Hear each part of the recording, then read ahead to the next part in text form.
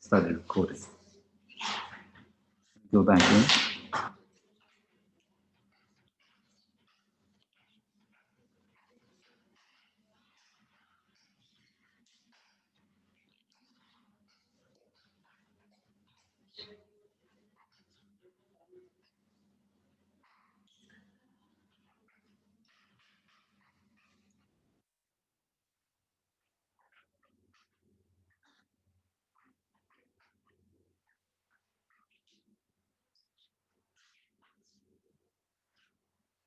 Three-circle model. Yeah, that's Katsu, what his name is, right? Okay. Can we stop for a second? Well, who's this Kojima then? 2017. Beginning of, right at the beginning, it says, "World English is an idea of the way of thinking regards English as a means of communication."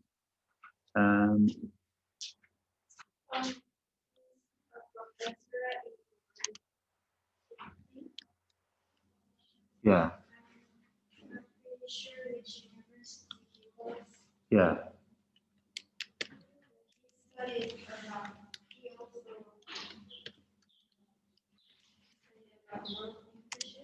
Yeah.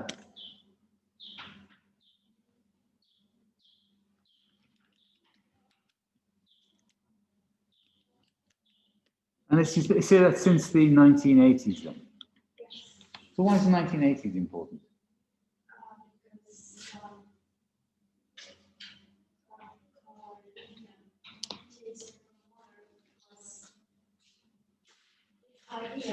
Ah, okay. Right.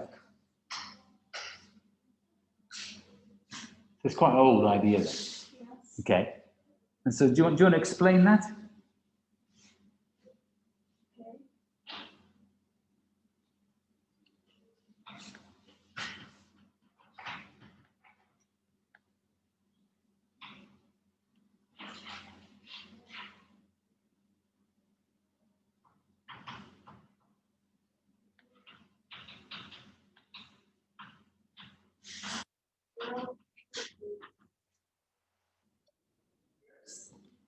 They are inner circle, outer circle, and expanding circle.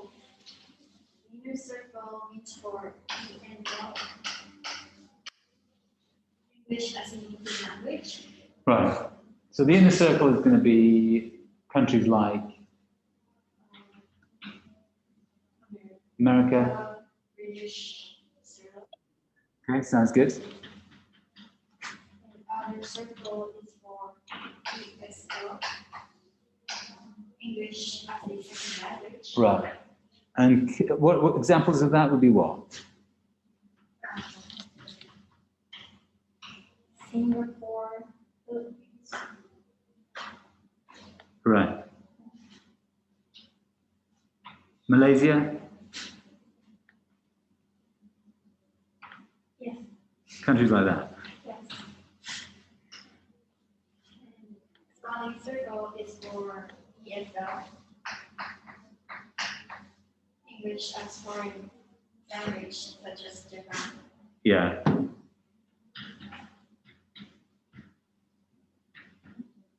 English and Europe.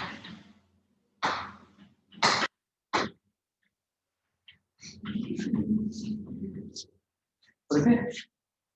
EFL. So what's the difference between EFL and ESL? Oh, ESL countries, they use English as their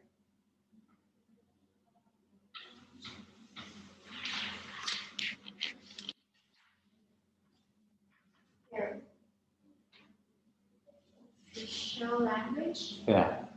But ESL,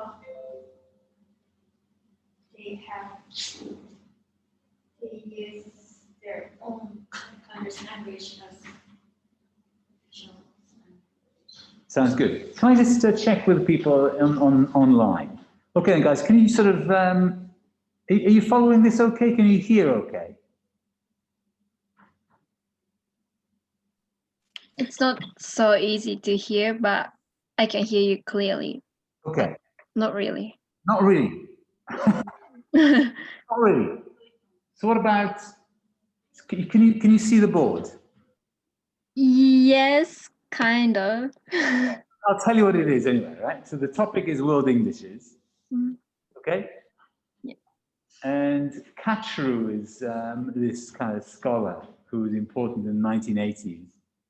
And he talked about the three-circle model of World Englishes.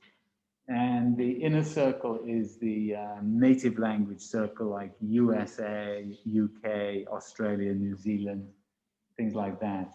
The outer circle is the English as a second language countries, where they use the language for official purposes. Countries like Philippines, Singapore, Malaysia, things like that. And the expanding circle is countries like Japan, which is EFL, English is a foreign language, where it's not really used as an official language, yeah, in government and so on. Does that sound okay? Yes, thank you. Okay, good. I'm trying to think about how to.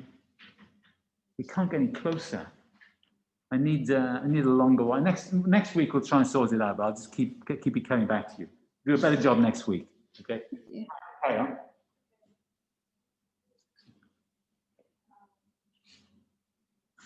First, I focus. Speak with a bigger voice. First, I focus this one.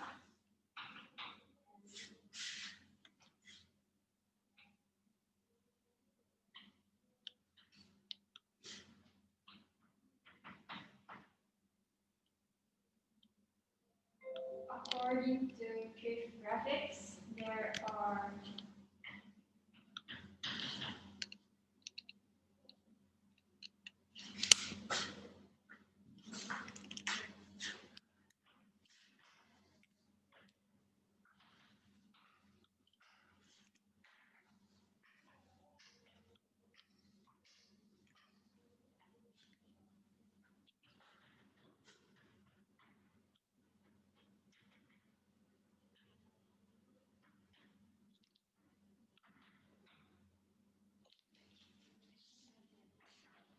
That number. It's 8. Was it 885? Which way is that? This way. That way. No? Which way am I going? That way. 8. That's right. 885 million. What? people who use Chinese. Okay. Their native language. Right. And 565 million.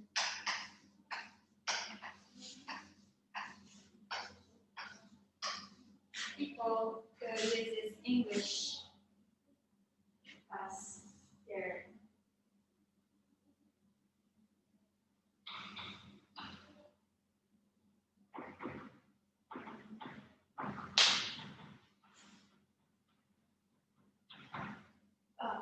there are 565 million countries that uses English as their official language.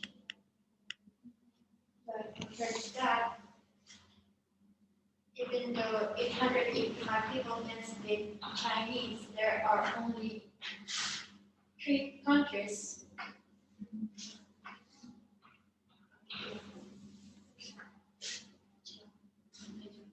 There are only 3 countries that use Chinese as their official language. Yeah.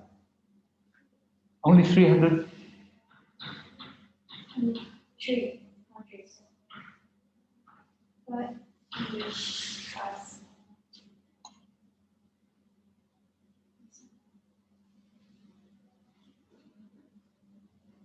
Oh, I'm sorry.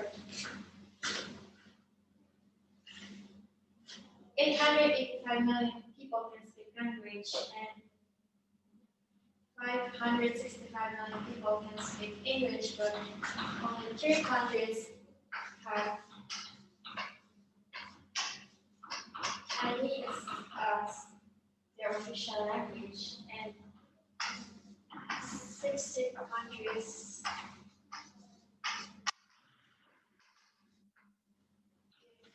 English as their official Okay.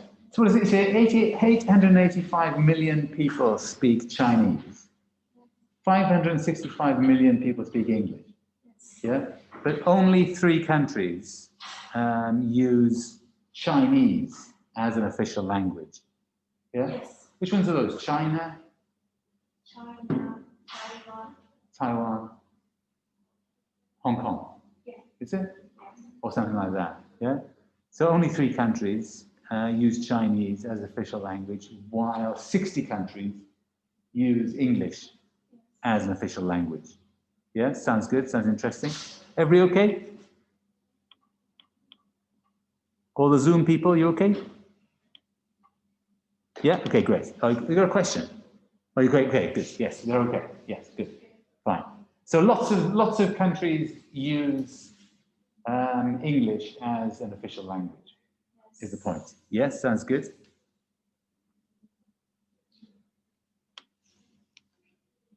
And this fact makes English as the most spoken official language in the world. Yeah. It's the most spoken official language in the world.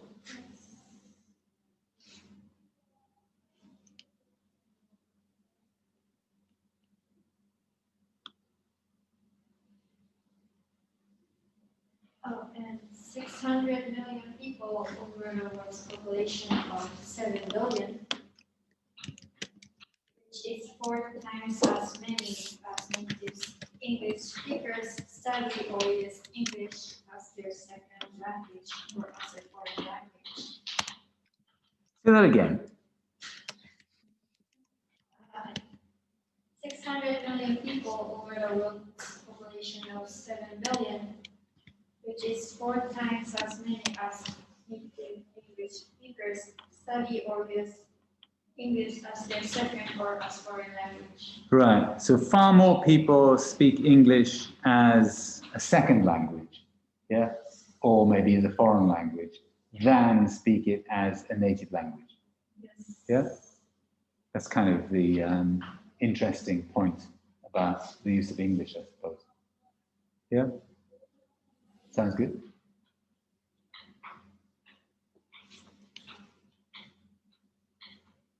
This is trip graphics as well, isn't it? Yes. Yeah. So can I just check this? So according to trip graphics, there are 885 million people who use Chinese, yeah, as their native language, and 565 million people who use English. But there are only 3 countries that use Chinese as their official language, and 60 different countries use English as their official language. This fact makes English the most spoken official language in the world. 600 million people over the world's, would they be out of the world's population? So 600 million people out of the world's population of 7 billion, which is 4 times as many as native English speakers study or use English as their second language or foreign language. Okay, from this, an American linguist called Braj Katsrud presented the Katsruvian 3-circle model that are the inner circle, outer circle, and expanding circle. For example, American and Britain uses English as their native language, so this means that they belong to the inner circle, yes, circle. India, Nigeria, Philippines are some of the countries which belong to the outer circle, and lastly, China, Russia, Japan, and Brazil are some of those expanding circle countries, should we say? Yeah, expanding circle countries might be better. Okay, sounds good. The idea of the idea of world Englishes came out during, let's say, developed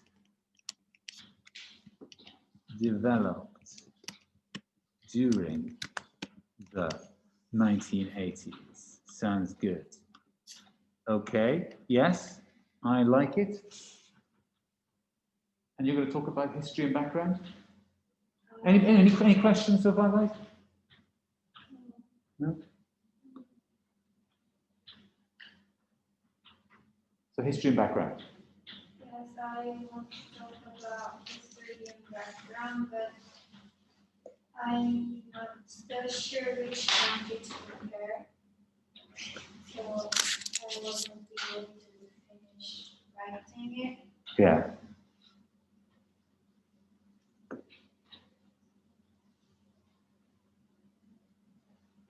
You've got some stuff here, though, right? What about, well, why, I mean, like, what about, has anybody got any ideas? Why is English used in so many countries as an official language? I mean, that's kind of the first question you should ask. Because England invaded many countries. England invaded many countries. Okay. Yes. So why did it do that? Why did I mean that's an interesting way to put it, to say that English is the official language in many countries and English is the most successful language, I suppose, international language, because England invaded many countries, right? It makes the British people sound terrible, right? They just like it, like in, well, I'm from Wales, right? So we were also invaded by the English, right? So I could say maybe I maybe don't have to apologize. We had the same experience, right? But why did that happen? We like England used to be like isolated island country. Yeah, England used to be an isolated island country. Yeah, and the land is not that big, so maybe like they wanted more land. I see what you mean. So it was a small, isolated country, and they wanted to expand. Yeah. So that's why, like, maybe I think it was different reason, but they went to United States and America and made the United States. Right. Yeah. So they colonized different countries. Yeah. Okay. Good. What about the? I think that's a fair point. I mean, it seems a reasonable hypothesis that English-speaking people were in a small island, and they wanted to kind of branch out and get more land. But why were they so successful at it?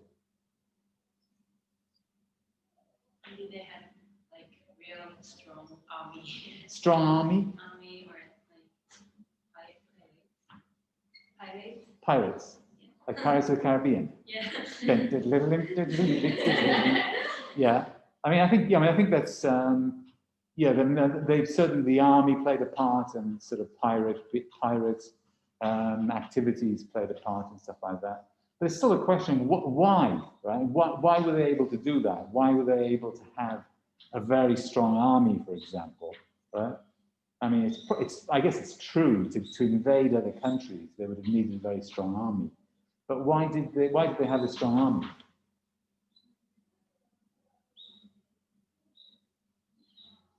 They have already formed language like English. Yeah. So they can communicate with each other, and it comes to making such a great art. Right. I mean, the language itself created the military power. Yeah. Maybe. I mean, I can't think how that would happen, though. Yeah. I mean, how does a language make the military strong? Because wouldn't all countries have had, all countries had languages. So why would the English language make them strong in particular?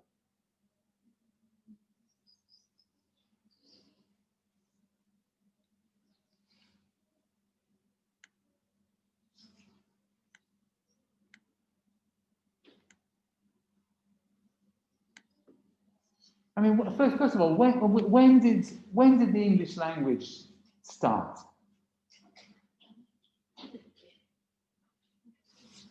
Anybody on Zoom got any ideas? When did the English language begin? How did the English language start?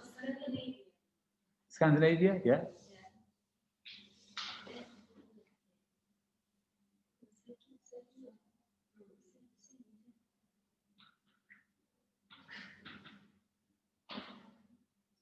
or Scandinavians, well, sort of people from, I think, particularly North Germany and Scandinavia kind of invaded, yeah? So they started invading people, I guess.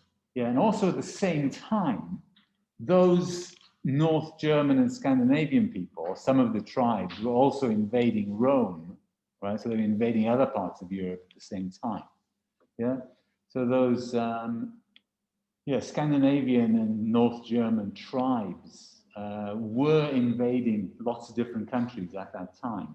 And the British Isles was one of them. Yeah, that was just one of the countries that they were invading. So I guess those people liked invading places. And they were kind of good at invading places, I guess. Yeah, they were always looking for new places to visit. Yeah. Why were they? I mean, the people, when we think about the Scandinavian tribes, right, we usually think about the Angles, the Saxons, and the Jutes. So Angles, right, it's English and things like that, right? Saxons, North Germans, and the Jutes, I think, are Denmark or somewhere, I can't remember. But they were kind of invading it from Scandinavia and North Germany. And they weren't just invading Britain, they were invading all over the place, right? And so traveling to many different places. So why were they able to do that?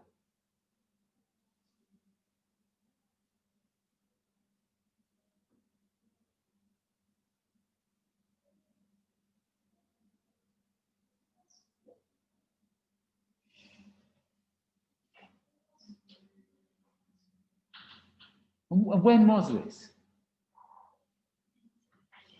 I mean, when did the English language kind of begin? About when was that? Because you've got this history and background, so you kind of need an idea of when, right? When the English language started.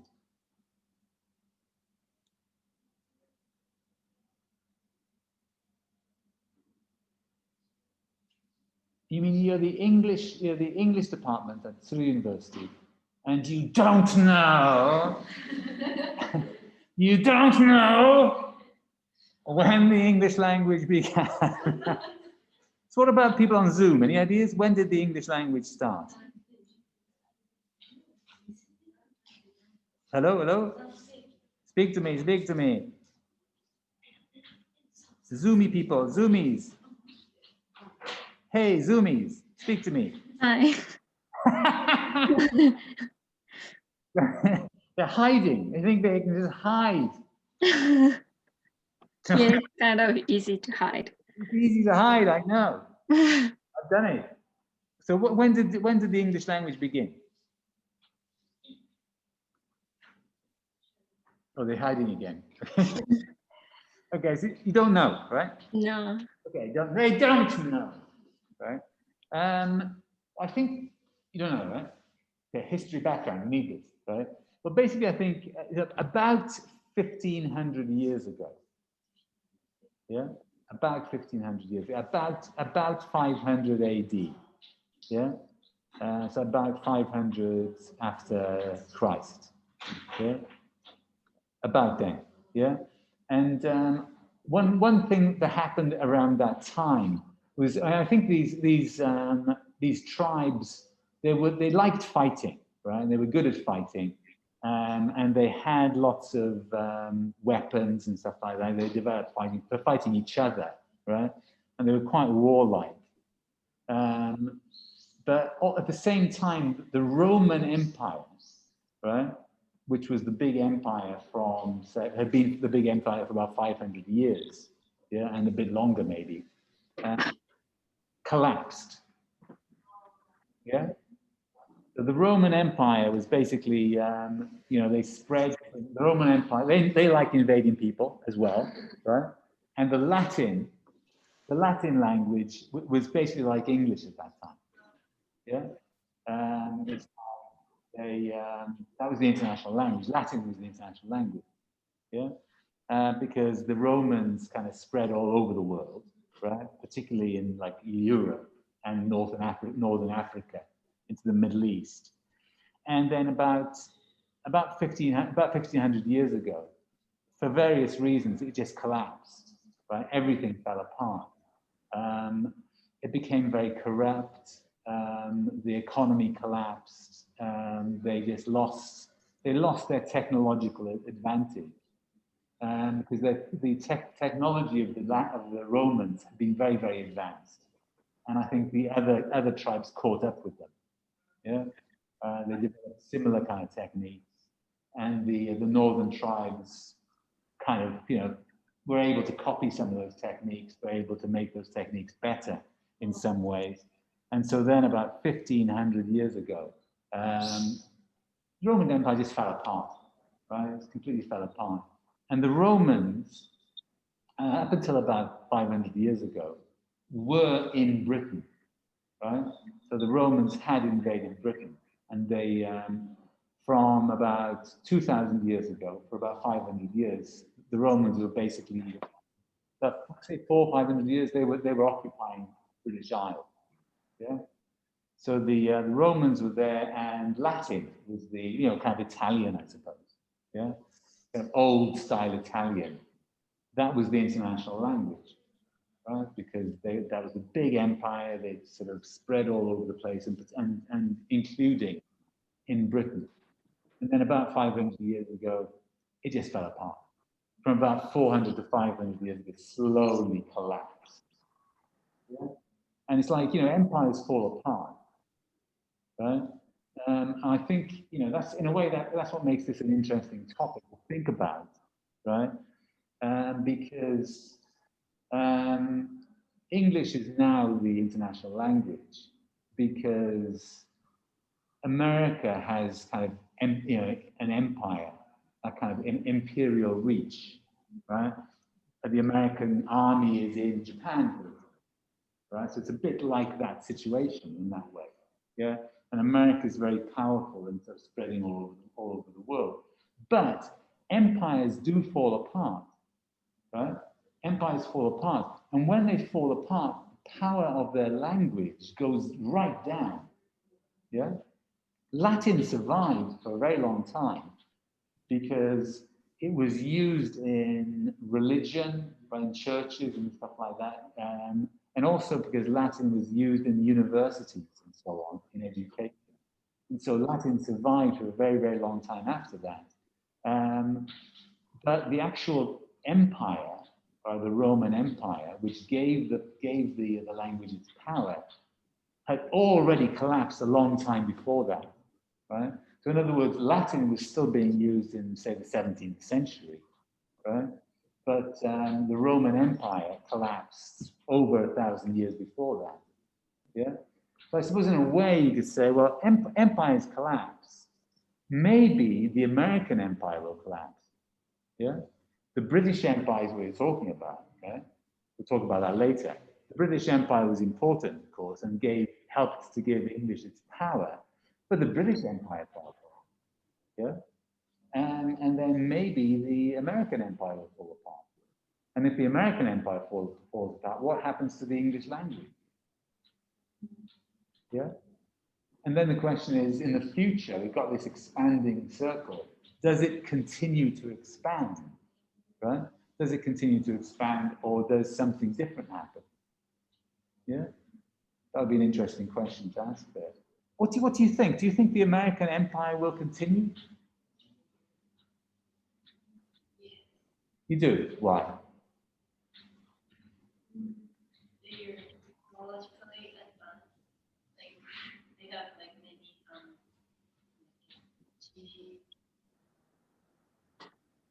many Yeah. Ah, I see what you mean. American technology, like sort of high-tech industries, yeah.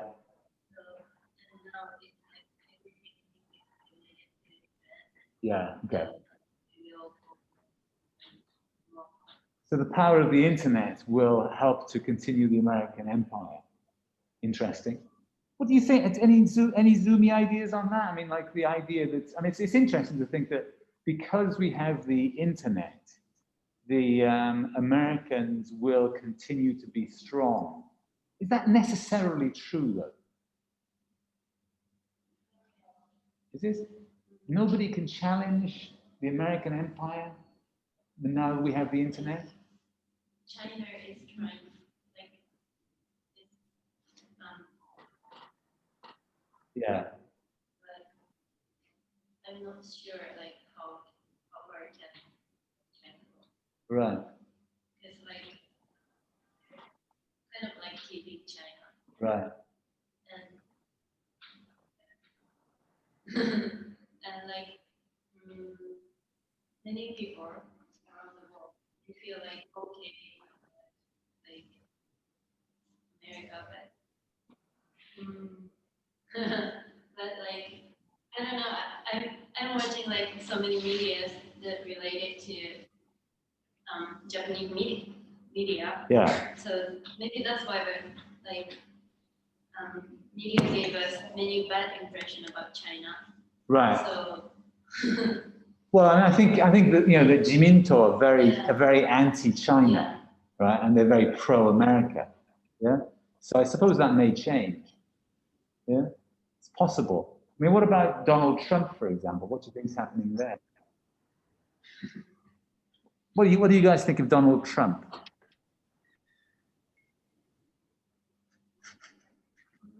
Hiding again. What do you think of Donald Trump? You hate him? Yeah, I think he's I don't have personal feelings. Yeah, not personal feelings. Okay, not personal. I just hate you, right? Nothing personal. I hate you. I suppose. Yeah, I mean, I think he's the guy's a complete joke, right? And I think it's very difficult for people to take America seriously. Yeah, I think it may be a sign that the American empire is actually collapsing. Yeah, and I think probably people are because America used to be leading the way in all of these different international organizations, and he's kind of taken them out, right? And Trump gets his power right from these kind of crazy religious people, right? And if you, and these people's ideas really belong in the Middle Ages, right?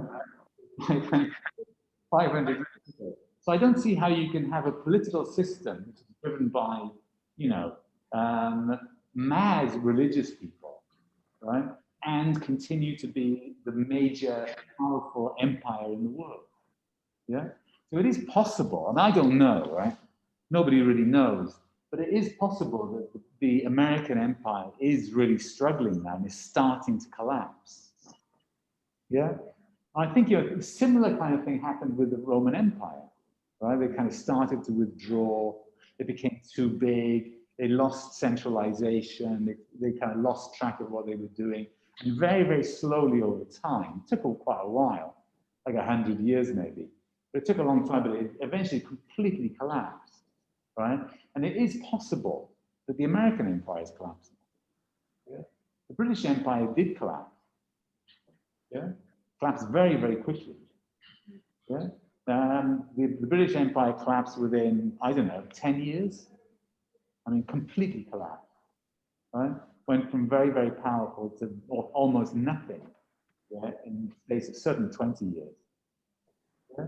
So empires do fall apart, right? It does happen, right? And then you think, well, what's going to happen? Does this expanding circle continue forever? Yeah? And then, like, sort of, and then you say, well, okay, even though the British Empire fell apart, the English language remained important because of America. If the American empire falls apart, will English remain important? Yeah. So those are kind of, we don't know, right? Nobody knows, right?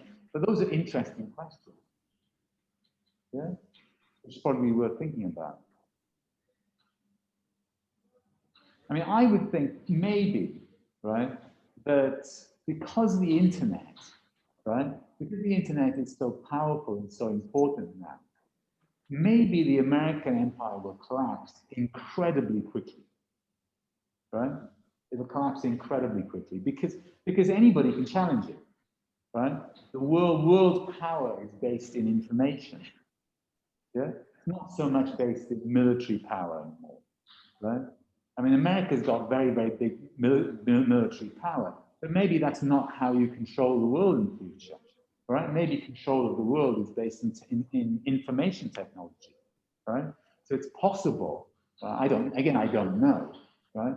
But it's possible that because of the internet, the American empire will collapse incredibly quickly and maybe totally destroyed within 10 years, yeah?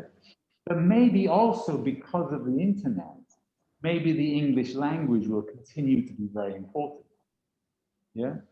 But it may be controlled and, you know, sort of use the influence of the language by different countries together, yeah?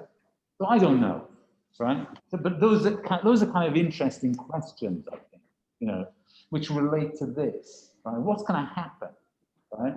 These, as you said, this expansion is based on invasion of some sense, in some sense. In the past, that invasion was always with like military power, right? The Romans had the best military technology. The British had the best military technology. The Americans had the best military technology. Maybe in the future, that's not going to be what it's about. Yeah? Maybe empire will be based on a different kind of technology than in the past. Yeah? Anyway, those are just questions to throw out, because those are big questions. Right? And you should certainly think about that in the course of the thing. Now, British Empire, right? That was very, very powerful, right? Not just because of technology, I mean military technology, but also because they had coal. Yeah, they had lots of coal, right? Second coal, right? Yeah, and they had lots of coal fields in the country. In Wales, there were lots of coal fields, and they were able to get lots of coal to power their steam engines and steam ships and things like that. So this enabled the British Empire to expand, and I think that was a big part of it as well. So it's not just that they liked, you know, invading places, right? They also had the technological power to do that. And also, I think science was very strong, right? In Britain, you know, education related to technology was very strong. The scientific revolution, right? Britain was a kind of center of the scientific revolution. The British cities, particularly the English cities, industrialized very, very quickly, very early on. And so this was, you know, this was driven by coal and so on, by those technologies. And, you know, that's another reason why the British Empire was able to expand so quickly. Yeah. So that's part of it, right? Then why? And then, so how long did the British Empire last? When did it sort of end?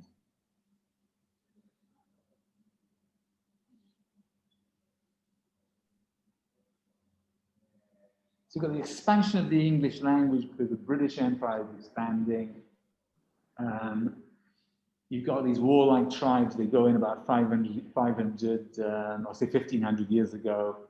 The English language develops out of these Germanic and Scandinavian languages. They keep, over time, the English language develops.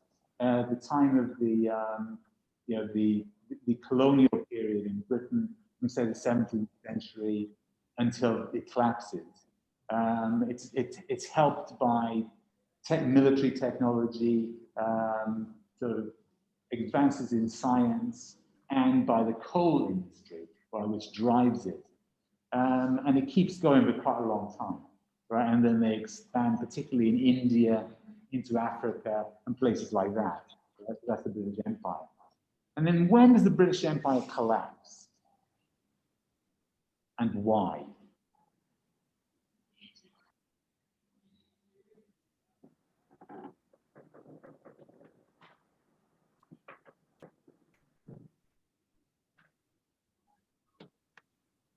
Yeah? War? Yeah.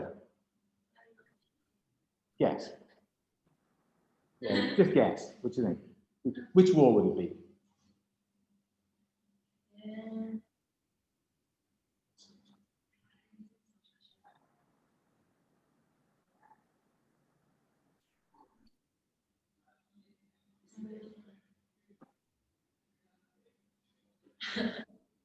No, I mean Second World War.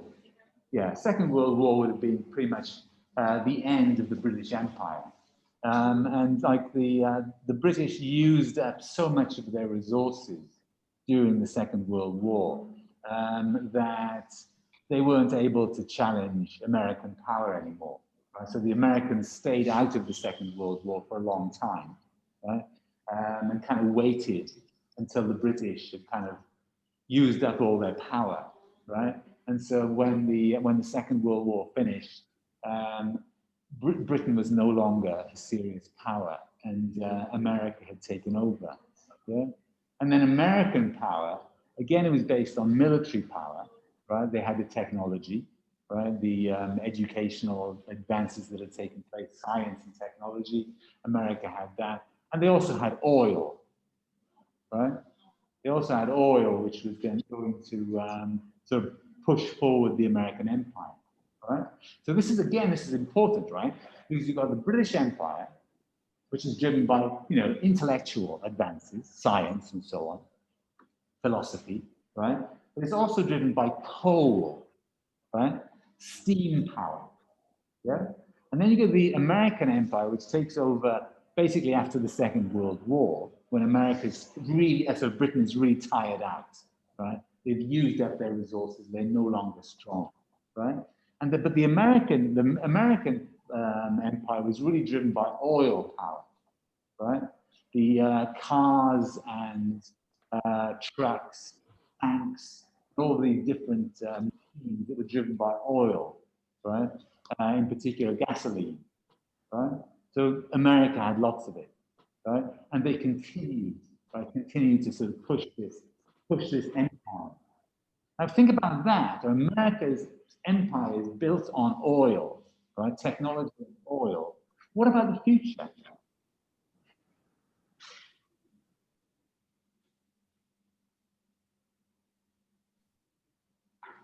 What's going to happen in the future? Is oil going to be important in the future? It's not, right? Why?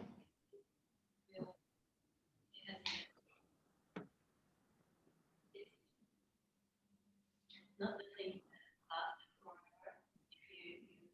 Right. Yeah, it's like it's a sort of a finite resource, I suppose you could say. It doesn't last forever. And we're kind of shifting, right? We're changing over to different kinds of power. Yeah, it seems that, I mean, the price of oil even is starting to go down. Yeah, and it seems that maybe people are not going to use the oil, right? Which is probably great, right? So if you don't use oil, what do we use? Electric power, yeah. Like what's doing all this now, and the machines we're using here, again, like right? All based on yeah, Yeah, like renewable energies, renewable energies. And like, for example, solar power, solar power,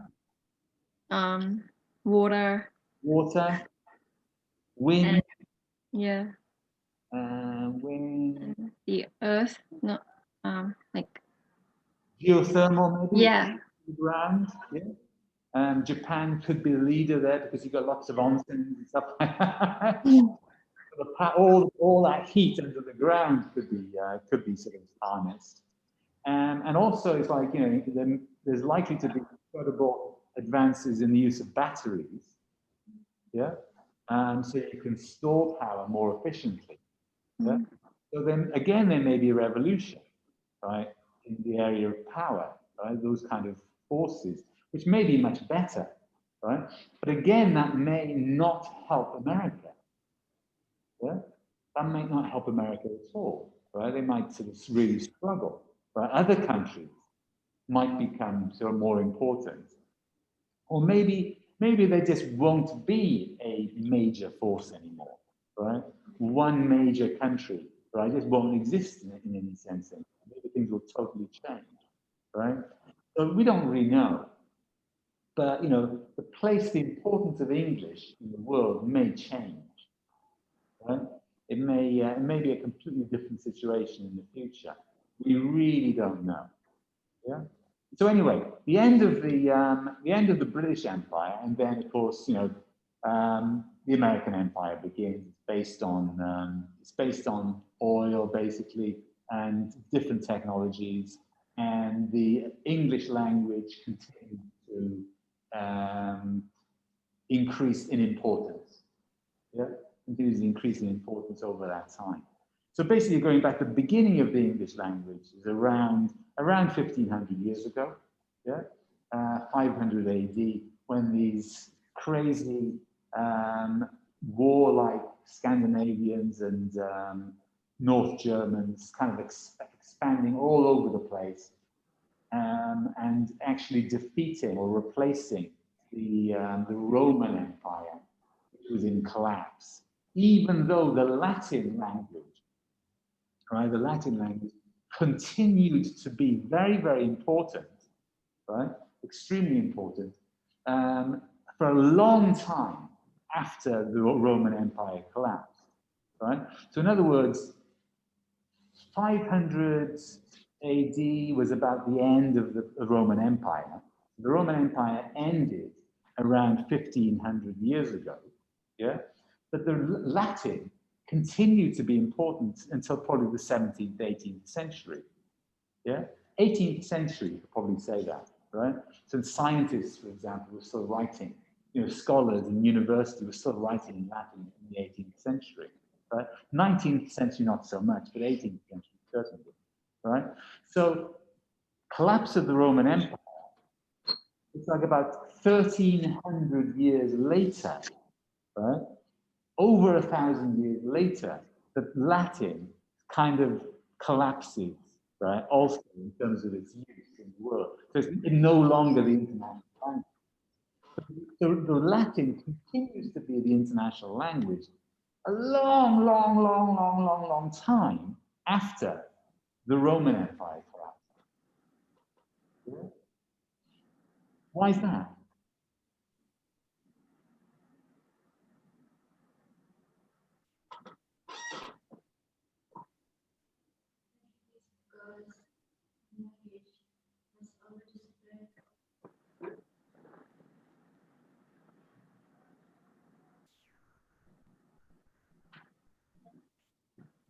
That's it.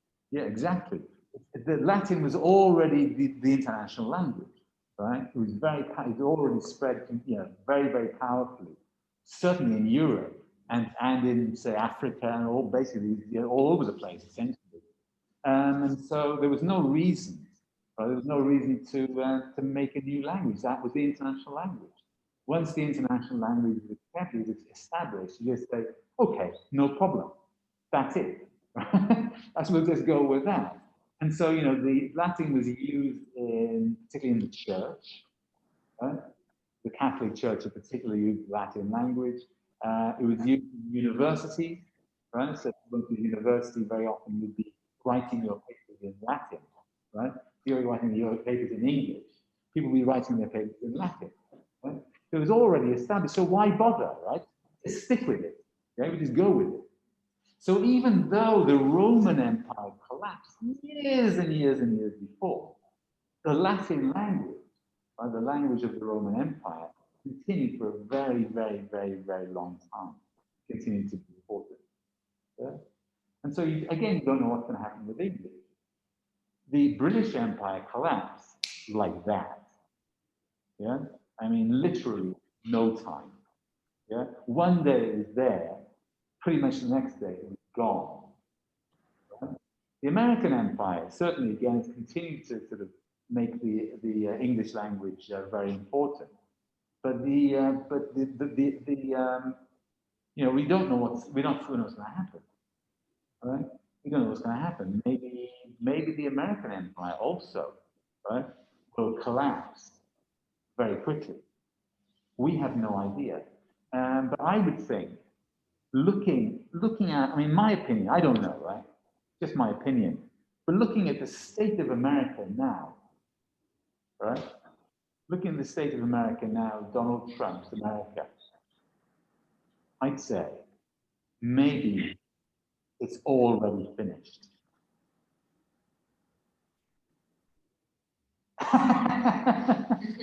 Right? It's already ended, right? Just that we don't realize it. Yeah, because I think the British Empire was a bit like that. It kind of disappeared and collapsed, lost all its power, but you couldn't really tell, right? It still kind of acted the same way, right? Things carried on as usual, so you didn't really know, right? It's like it had gone, had no longer had any power, but people still thought it was there, right? So, for example, when I was a kid, right? When I was a kid in elementary school, yeah, we had a big map on our wall, right? Big map on our wall, and the map was all covered in red, right? Like huge areas were covered in red, and that was kind of the countries of the British Empire, yeah, that we called the Commonwealth, essentially, right? And so I think the idea of the empire still exists, right? And this is like almost 1960s, early 1960s, right? The idea of the empire kind of still existed. People had the idea. You know, say the war, Second World War, I mean, probably the end of the British Empire was 15, 20 years before that. Yeah? But people still had the idea. They still kind of thought there was an empire, right? Even though it no longer existed. It had gone, right? And I think maybe it's possible, I don't know again, but it's possible the same thing happened with America, right? We think it's the most important country, right? We still have the idea that it's really important, the American empire is really important. And all these things will continue forever. The English language is going to continue to be the national language. But maybe it's already finished. Yeah? I think there's certainly a possibility. The things on which it's based, like oil power and things like that, no longer so important. Yeah? So those are kind of, you know, those are loads of big ideas, right? That you can actually think about, right? Really don't know what's going to happen, right? I would say, yeah, will the expanding circle continue to expand? I don't know what you think. Probably, I think, right? Probably continues to expand because, as you said, you've got the international language. Why change? Yeah?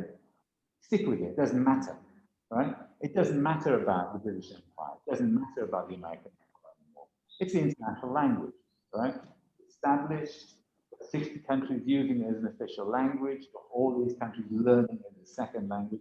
It's okay, right? Just go with it. No problem. Yeah?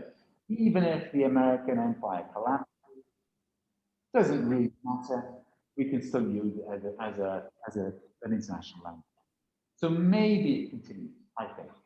Yeah? Maybe it continues to expand, but we don't really know. Yeah? We don't really know. So it's like, it's really, you know, your opinion. Yeah? Okay, good. So sorry to interrupt. That was a long interruption. And history and background, you've got, okay, what have we got here? Each country's English has its own background and history. Whether they belong to the inner, outer, or expanding circle sounds good. These histories and backgrounds make each country's English unique. In this paper, English language history of New Zealand for inner circle, Singapore for outer circle, and Japan for expanding circle will be compared. Yes, sounds good. And you're going to do that? But maybe, something like that. Yeah? So what do you think about Japanese English then? Do you think there is such a thing as Japanese English?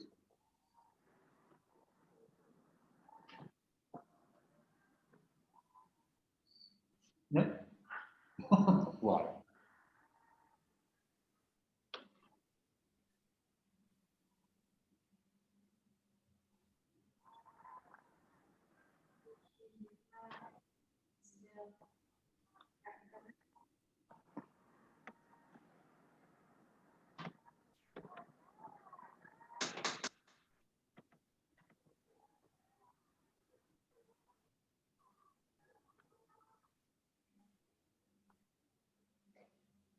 not so many people speak English. How many people do speak English in Japan? What percentage? Right. Because I mean, say Singapore as an outer circle country, probably just about a very, very high percentage. Yeah? About 100%, close to 100%. Malaysia is probably close to 100%, I think. Yeah, how many Japanese people speak English? I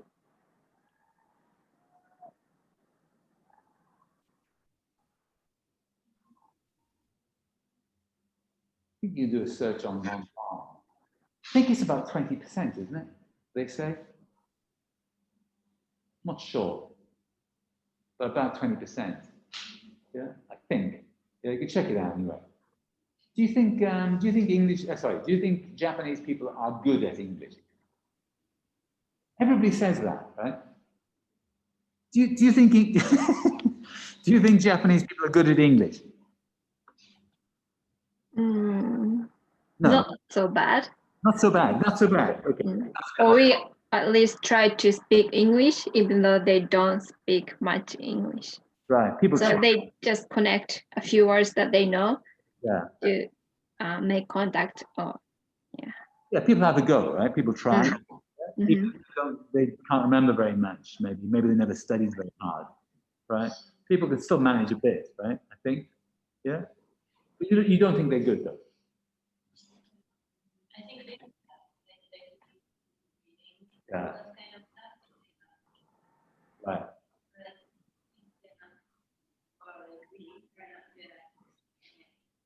Right. You think Japanese people are good at writing, reading, and writing? Okay. They're good at listening. Yeah, but not good at speaking. Yeah. Okay. Why is that?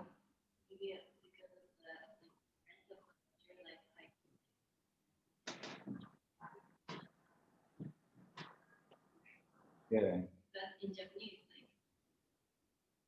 and good attitude. Yeah. Okay. Yeah. So we are not used to go. Yeah. We don't have many occasions to talk. Right. Yeah. People don't have many chances to speak. Yeah. I guess that's true. Yeah. Not so many opportunities to speak.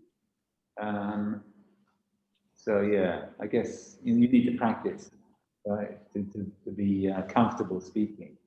You need to practice on a regular basis.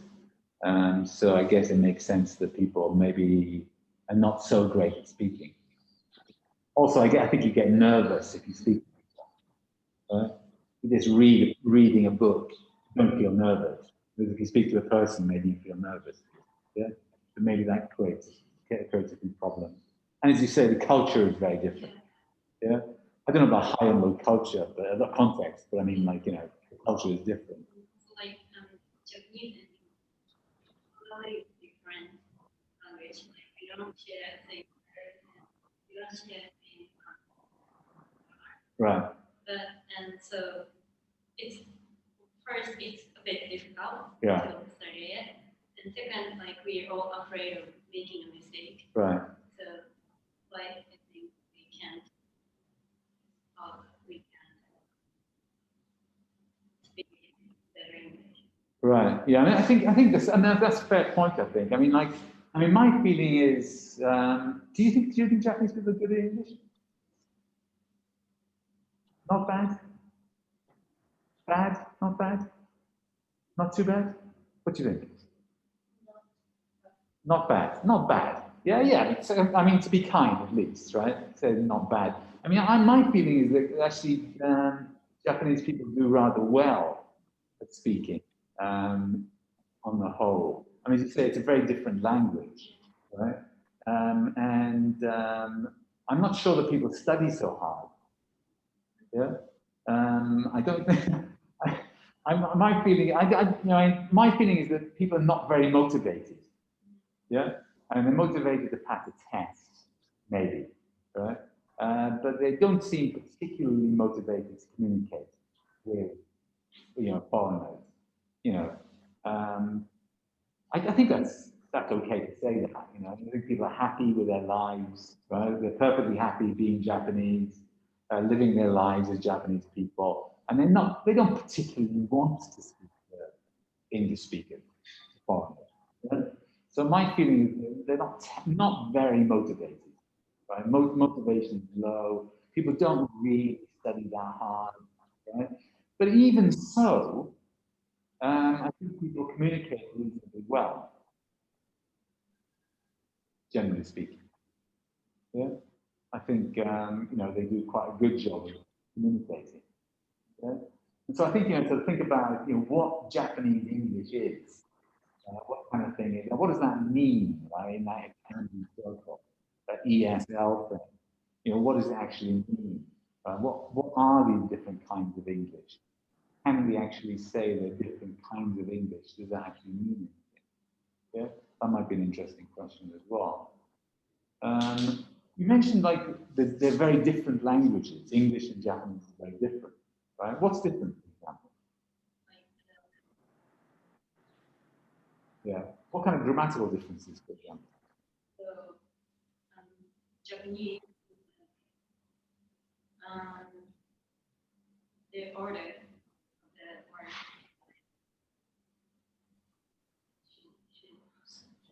What is it?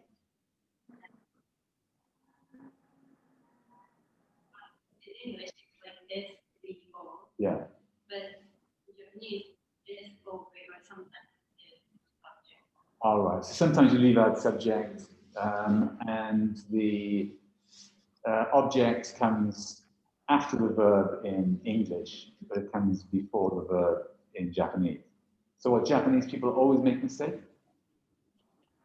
Japanese people always make a mistake putting the English object.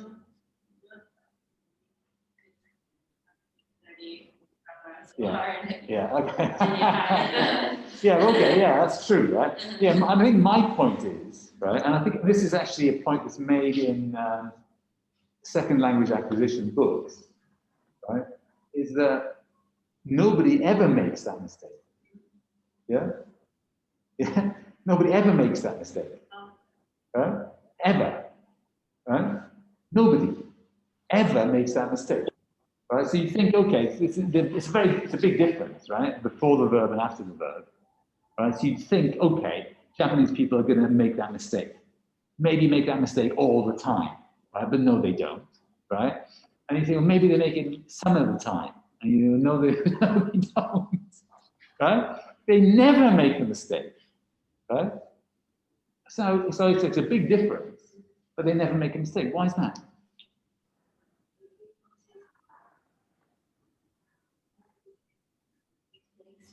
So maybe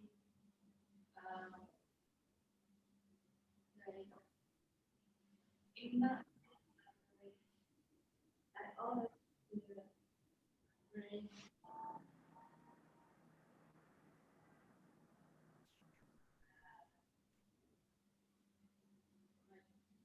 oneness of the like full or have full shape and also difference of the external is lots of culture. Mm. Right? John. John, yeah.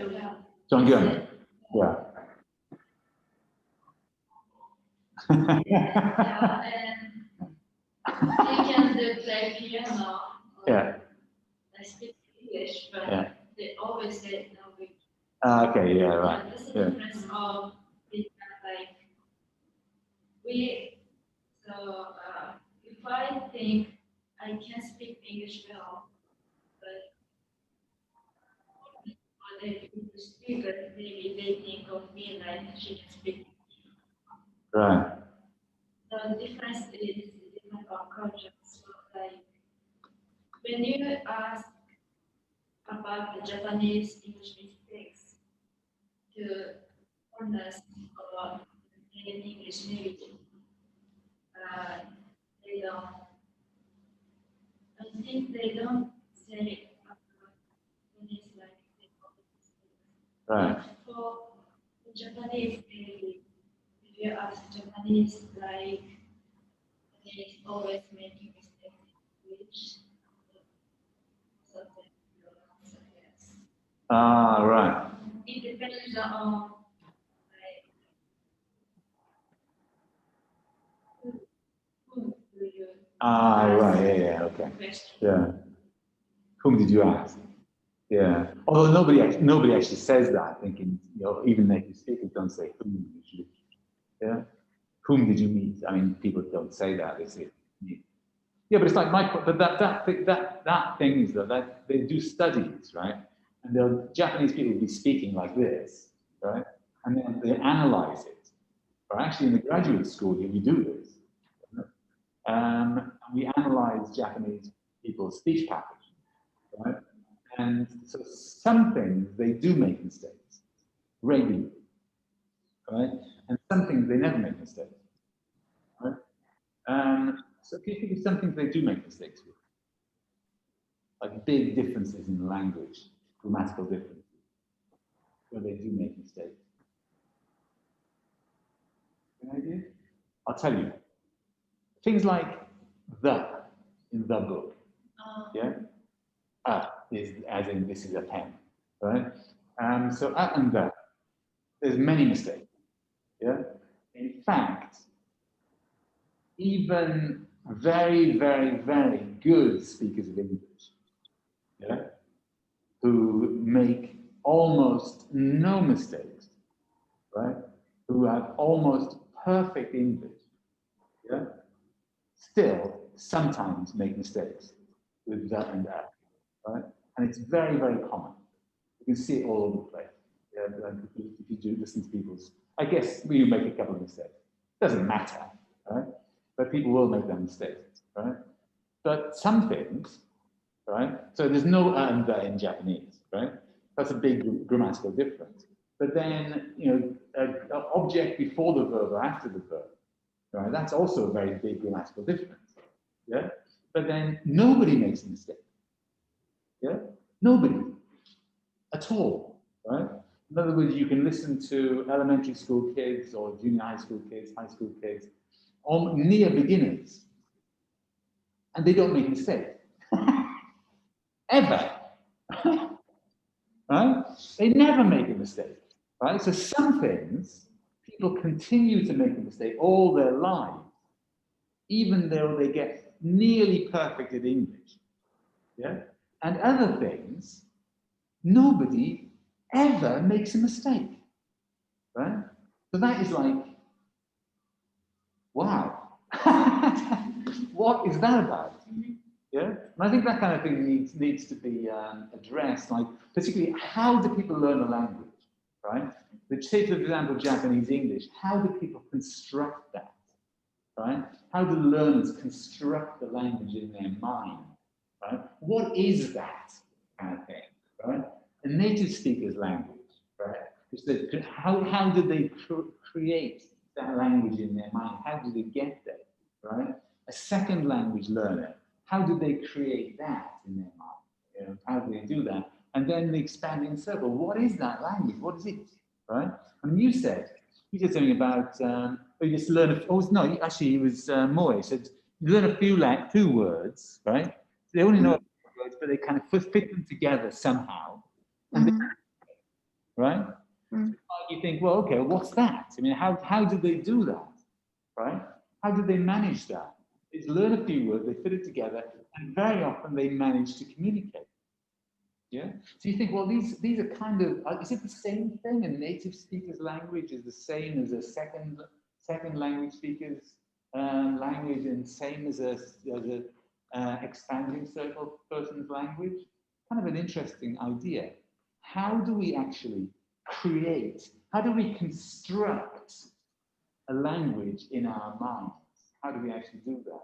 How do you compare those things? So that'd be another possibility, right? So you'd be looking at the history development of the language, how do the different things emerge, the inner circle, outer circle, expanding circle, and then what are those? What are they? Are there any differences between them? Any major differences in the way that they operate, the way that we actually get them? Anyway, we can talk about it later. We're kind of running out of time a little bit here. So next week, actually, guys, you can't bring your laptops, can you?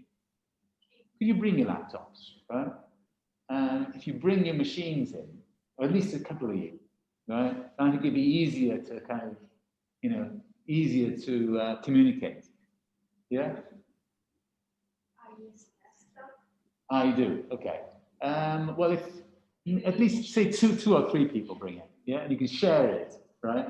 But if somebody brings a laptop in, and then if you're using laptops, you can also maybe do things on PowerPoint, yeah, and it'll probably make things a little bit easier for the Zoom people, right, to follow, yeah. Who's going to go next week?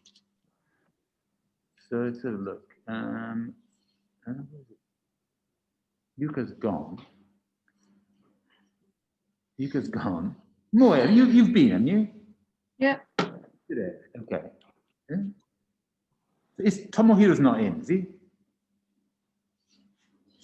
Is Kurusu in? Kurusu not in. Okay. All right. So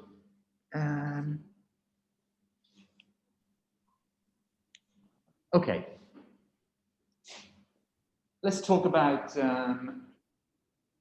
how we construct Japanese out in construct English, right? How you learn English. That'd be an interesting topic. Right? How you actually. Okay. Right. Yeah, we can talk about that. Right? How you construct Japanese. Sorry, how you construct English, right? When you learn it as a foreign language. Yeah? We can talk about your experiences learning English. That might be interesting, and that would actually contribute to Yuka's topic, I think. It'd be a nice continuation. Okay, then, guys. So we'll talk about how you learn English next week.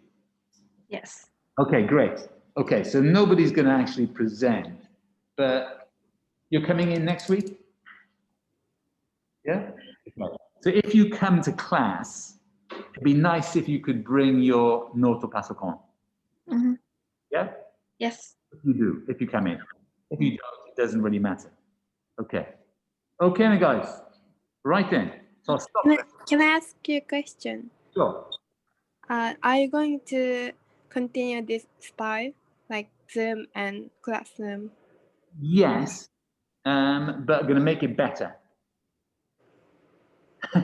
Okay. Yeah. So I'm going to. I think particularly if people bring in their laptops, it's going to improve things a bit. Yeah. And I think I might also try and get some microphones set up. Yeah? Okay. That'd be helpful. Yeah. And I think if we can get the technology better, I think it'll be better than normal classes. Yeah. In lots of ways. Yeah. I think there's lots of advantages to the Zoom thing as well. Yeah. I think if you can get a nice mix between online and face-to-face, it's actually the kind of possibly the best thing you could do. So definitely continue to do it, but I'll improve it. So if I couldn't go to Classroom, is that okay? That's fine. Okay. Thank you. No problem. Yeah. But I might ask you to do a presentation at some point in the future. Okay. Yeah? Yes. Okay, fine. Right. Actually, Haruka. Yes. Have you presented? Oh, you have. Yes, I did. Sorry. Yeah, no problem. Okay, fine. So I'll stop there, guys. We'll see you next time. Bye-bye. Bye. See you then.